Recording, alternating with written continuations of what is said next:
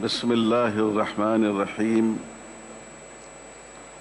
الحمد لله رب العالمين، والصلاة والسلام على سيد الأنبياء والمرسلين وعلى آله وصحبه أجمعين ومن تبعهم بإحسان إلى يوم الدين.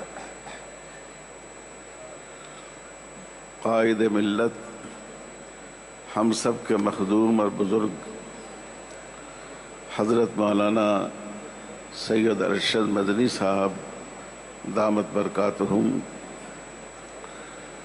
حضرات علماء کرام، دور دور سے آئے ہوئے اور اپنے سینے میں ملت کا درد سموئے ہوئے مسلمان بھائیوں اور بزرگوں، جمعیت علماء ہند مسلمانوں کی سب سے قدیم تنظیم ہے، جس نے ملک کی آزادی میں بھی بڑا کردار ادا کیا اور ملک کے آزاد ہونے کے بعد مسلمانوں کے مفاد کے تحفظ کے لیے اور اس ملک میں فرقہ وارانہ ہم آہنگی پیدا کرنے کے لیے بھی بڑی محنتیں اور کوششیں کی ہیں، اور آج بھی ان کی یہ محنتیں جاری ہیں۔ جب بھی ملت کو کوئی مسئلہ درپیش ہوتا ہے، جمعیت علماء ہند ہم کو اور آپ کو بھی آواز دیتی ہے، اور جہاں ضرورت ہوتی ہے وہاں عدالت کے دروازوں پر بھی دستک دیتی ہے، اور آل انڈیا مسلم ٹرسٹ لا بورڈ جو تمام مسلمانوں کا ایک مشترکہ وفاق ہے، اس میں جمعیت علماء ہند کا بنیادی اور اساسی کردار ہے۔ میرے بھائیوں اور بزرگوں، بڑے اہم موضوعات پر آپ کے سامنے ابھی باتیں آئی ہیں۔ میں بہت مختصر گفتگو آپ کے سامنے وقف کے موضوع پر کروں گا۔ میرے بھائیوں، یاد رکھیے، وقف ایک عبادت ہے، جیسے نماز ایک عبادت ہے، جیسے روزہ ایک عبادت ہے، جیسے زکوٰۃ اور حج ایک عبادت ہے، اسی طرح وقف بھی ایک عبادت ہے۔ رسول اللہ صلی اللہ علیہ وسلم نے اشارہ فرمایا کہ جو مالی عبادت ہوتی ہے، جس میں مال کے ذریعے عبادت کی جاتی ہے، وہ دو طرح کی ہیں۔ ایک تو وہ عبادت ہے جس کو ہم ایک دفعہ انجام دے لیتے ہیں، اور ایک وہ عبادت ہے جس کو صدقہ جاریہ کہتے ہیں۔ عبادت کی جاتی ہے اور اس عبادت کا اثر ہمیشہ قائم رہتا ہے، اور عبادت کرنے والے کو اس کا ثواب ملتا رہتا ہے۔ اس عبادت کو سب سے پہلے خود رسول اللہ صلی اللہ علیہ وسلم نے کیا ہے۔ جب آپ مدینہ منورہ تشریف لائے تو مسجد نبوی کی تعمیر کے لیے آپ نے ایک زمین خریدی۔ لوگوں نے اپنی طرف سے زمین کی پیشکش کی، لیکن آپ نے فرمایا سامنونی بالحائط، تم اس باغ کی قیمت لگاؤ، اور آپ نے اپنی جیب خاص سے اس کی قیمت ادا فرما کر اس زمین کو حاصل کیا، اور آپ نے اس کو ایک ملٹی پرپس وقف بنایا۔ وہاں مسجد میں نماز ہوتی تھی 5 وقت کی۔ آپ جانتے ہیں کہ مسجد نبوی وہ مسجد ہے جہاں نماز پڑھنے کا مسجد حرام مکہ مکرمہ کے بعد سب سے زیادہ ثواب ہے۔ وہاں لوگوں کی تعلیم ہوتی تھی، اس کے لیے مدرسہ صفہ قائم تھا۔ جو مسافر ہوتے تھے وہ وہاں آ کر ٹھہرتے تھے، دین کی باتیں سیکھتے تھے، اور بعض موقعوں پر وہیں مریضوں کی عیادت کا کیمپ بھی لگایا جاتا تھا۔ تو گویا نماز بھی ہوتی تھی، تعلیم بھی ہوتی تھی اور خدمت خلق کا کام بھی ہوتا تھا۔ یہ اسلامی تاریخ کا پہلا وقف تھا جو خود رسول اقدس صلی اللہ علیہ وسلم نے فرمایا۔ پھر بعد میں آپ نے کئی باغات وقف کیا۔ حدیث کی کتابوں میں موجود ہے کہ کئی باغات آپ نے مسلمانوں کے لیے، خاص کر بنو ہاشم اور بنو مطلب، جن کو زکوٰۃ کی آمدنی حاصل نہیں ہو سکتی تھی، ان کے لیے آپ نے وقف فرمایا۔ سیدنا حضرت ابو بکر صدیق رضی اللہ تعالیٰ عنہ نے بھی وقف کیا۔ حضرت عمر فاروق رضی اللہ تعالیٰ عنہ نے وقف فرمایا، اور ان کی ایک بڑی زمین ینبو کے مقام پر تھی، اس کو انہوں نے وقف کر دیا۔ سیدنا حضرت عثمان غنی رضی اللہ تعالیٰ عنہ دولت مند اور مرفع الحال صحابہ میں تھے، انہوں نے بہت سارا وقف کیا، کنواں بھی خرید کر وقف کیا۔ سیدنا حضرت علی مرتضیٰ رضی اللہ تعالیٰ عنہ حضور صلی اللہ علیہ وسلم کی خدمت کی وجہ سے ان کو کمائی کا، کسب معاش کا مستقل موقع نہیں ملتا تھا، لیکن انہوں نے بھی اپنی بعض زمینیں دینی مقصد کے لیے وقف فرمائیں۔ تو یہ حضور صلی اللہ علیہ وسلم کا عمل ہے، اور یہ صحابہ کا ایک متوارث عمل ہے جو صحابہ کرام نے کیا ہے۔ میرے بھائیوں اور بزرگوں، عبادتیں جتنی ہوں وہ سب اہم ہیں۔ حضرت ابو بکر صدیق رضی اللہ تعالیٰ عنہ کے زمانے خلافت میں، حضرت ابو بکر صدیق کے زمانے خلافت میں بعض لوگوں نے زکوٰۃ دینے سے انکار کر دیا۔ آپ نے فرمایا کہ جو لوگ نماز اور زکوٰۃ کے درمیان فرق کریں گے، نماز پڑھیں گے اور زکوٰۃ جو دوسری عبادت ہے اس کو نظر انداز کریں گے، میں ان سے جہاد کروں گا۔ تو یاد رکھنا چاہیے، وقف کوئی عام لین دین کا مسئلہ نہیں ہے کہ کسی نے کسی کو زمین دے دی اور کسی نے قبول کر لی۔ یہ اللہ تعالیٰ کی عبادت ہے۔ جیسے نماز ہماری ایک عبادت ہے، اگر کوئی ہم کو نماز سے روکے اور نماز میں رکاوٹ بنے تو ہم برداشت نہیں کر سکتے ہیں، اسی طرح زکوٰۃ بھی ایک عبادت ہے اور اسی طرح وقف بھی ایک عبادت ہے۔ اس لیے میرے بھائیوں اور بزرگوں، یہ دین کا نہایت اہم عمل ہے، اور مسلمان کسی قیمت پر اس میں کسی کمی اور کمزوری کو گوارا نہیں کر سکتا۔ اب جو وقف کا قانون، وقف میں جو ترمیم کی کوشش کی جا رہی ہے، یاد رکھیے یہ بہت ہی خطرناک ترمیم ہے۔ خدا نخواستہ اگر یہ قانون بن گیا تو ہماری مسجدیں، ہمارے مدرسے، ہماری عیدگاہیں، ہمارے قبرستان، ہمارے شیعہ بھائیوں کے امام بارے، درگاہیں، یہ سب کے سب ان کا وجود خطرے میں پڑ جائے گا۔ اس لیے یہ بڑی اہم لڑائی ہے، اور پوری قوت کے ساتھ ہمیں اس لڑائی کو لڑنا ہے، اور جو کچھ ملت کے قائدین جو آواز دیں اس آواز پر لبیک کہنا ہے۔ میرے بھائیوں، انشاءاللہ فضیل ایوبی صاحب آپ سے تفصیل بیان کریں گے، لیکن اس قانون کا ایک خطرناک پہلو یہ ہے کہ وقف بائی یوزر کا ایک قانون پہلے سے ہے۔ اگر کوئی چیز مسجد یا قبرستان یا عیدگاہ کے طور پر استعمال ہوتی آئی ہے تو اس کو مسجد ہی مانا جائے گا، اس کو قبرستان تسلیم کیا جائے گا، اس کو عیدگاہ تسلیم کیا جائے گا۔ اور یہ صرف مسلمانوں کے لیے نہیں ہے، ہمارے برادران وطن کے لیے بھی ہے کہ اگر کوئی جگہ طویل عرصے سے مندر کے طور پر، تیرتھ استھان کے طور پر استعمال ہوتی آئی ہے تو ان کی اس حیثیت کو تسلیم کیا جائے گا۔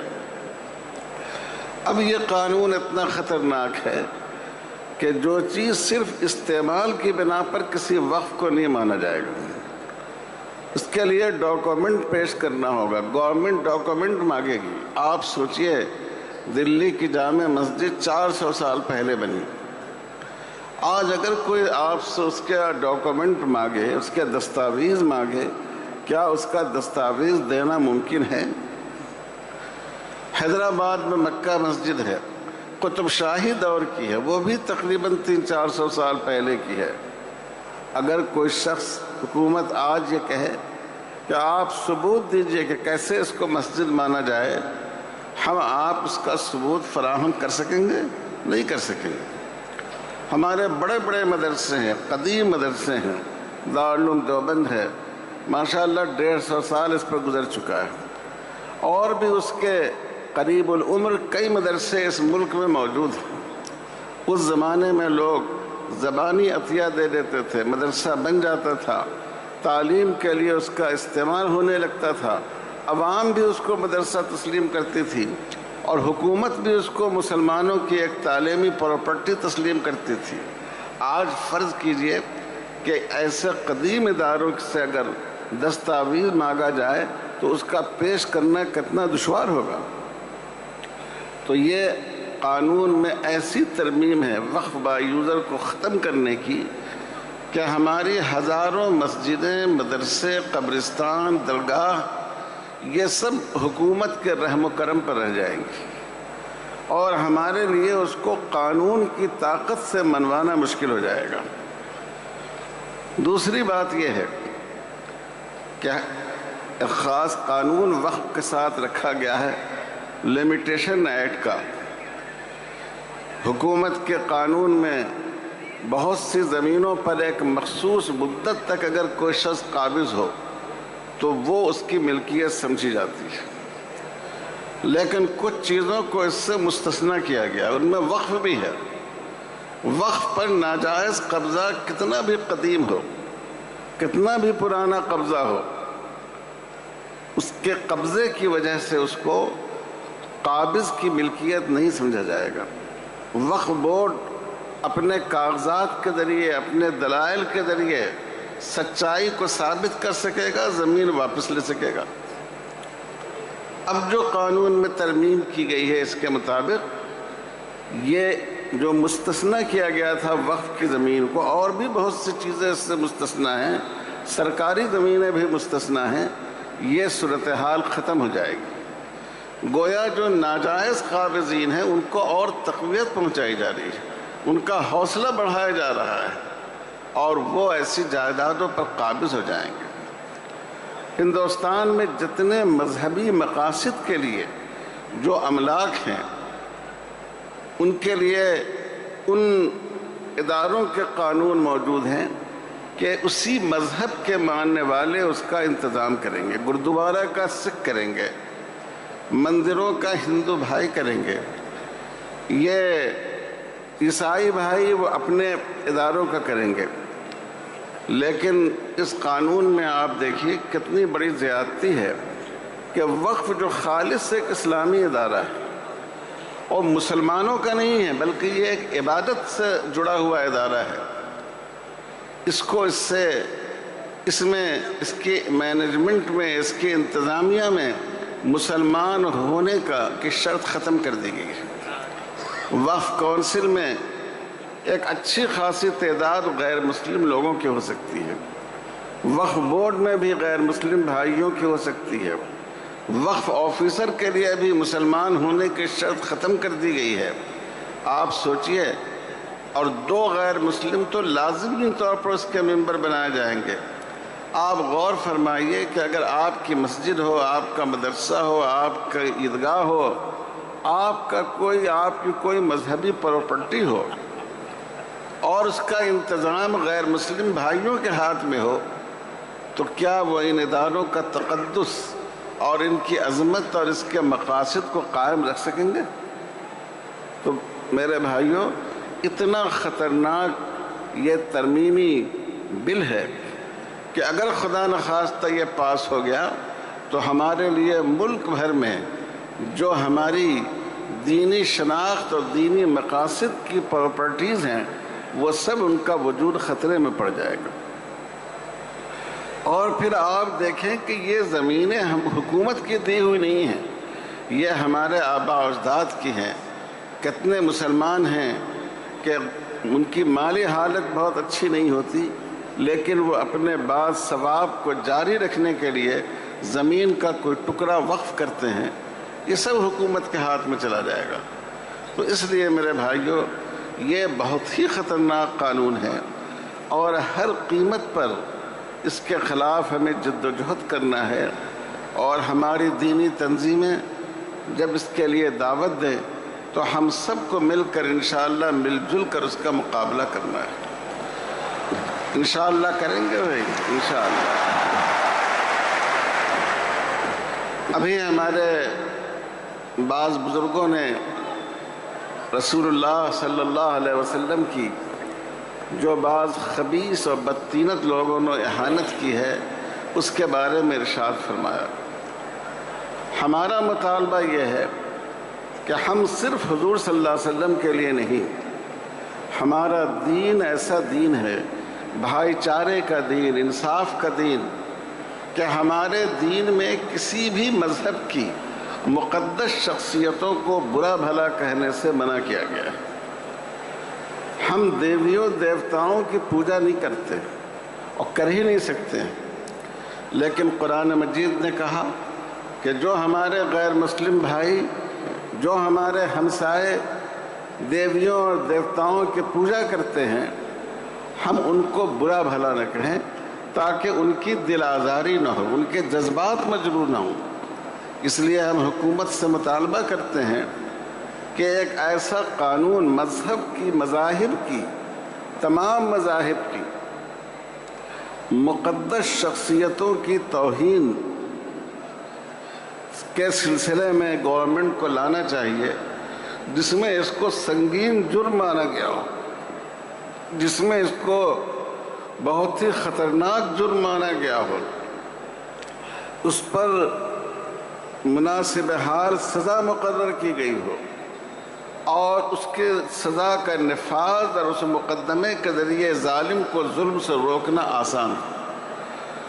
ہم کہتے ہیں ہم تو محمد الرسول اللہ صلی اللہ علیہ وسلم کی ذات ایسی ہے، مسلمان تو یہ سمجھتا ہے کہ اگر ہمارے جسم کا ایک ایک قطرے لہو بھی آپ پر قربان ہو جائے تو کم ہے، لیکن ہمارا سینہ اتنا کشادہ ہے کہ ہم کہتے ہیں کہ اس قانون میں ایسی چیزیں لانی چاہیے۔ اس ملک کی بڑی مذہبی اکائیوں کے بارے میں، ہندو مذہب کے مقدس شخصیات، مسلمانوں کی، سکھوں کی، عیسائیوں کی، کہ اگر کوئی آدمی اس کی اہانت کرے گا تو اس کو ایک سخت سزا دی جائے گی، اور وہ مقدمہ ایک مختصر مدت متعین کی جائے کہ 1 مہینے میں، 2 مہینے میں فاسٹ ٹریک عدالت کے ذریعے اس کو فیصل کیا جائے تاکہ لوگوں کے جذبات مجروح نہ ہو۔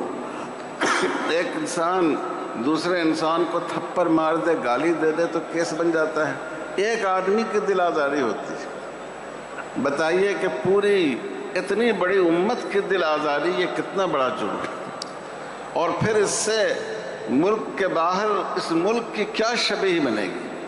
ہندوستان کی جو خصوصیت ہے اور جو خوبی ہے وہ سیکولرزم ہے، مذہبی رواداری ہے۔ جب یہاں مذہبی رواداری ختم ہو جائے گی اور مذہب کی مقدس شخصیتوں کو برا بھلا کہا جائے گا، حکومت اس پر کوئی کارروائی نہیں کرے گی بلکہ پیچھے سے اس کی پیٹھ ٹھوکے گی، تو آپ سوچئے کہ دنیا کے دوسرے ملکوں میں ہمارے ملک کا چہرہ کتنا داغدار ہوگا۔ اس لیے ہم صرف ایک اپنے دین سے محبت رکھنے والے مسلمان ہی کی حیثیت سے نہیں، بلکہ اس ملک سے محبت رکھنے والے ایک بھارتی شہری کے حیثیت سے بھی مطالبہ کرتے ہیں کہ حکومت کو اس سلسلے میں سخت قدم اٹھانا چاہیے۔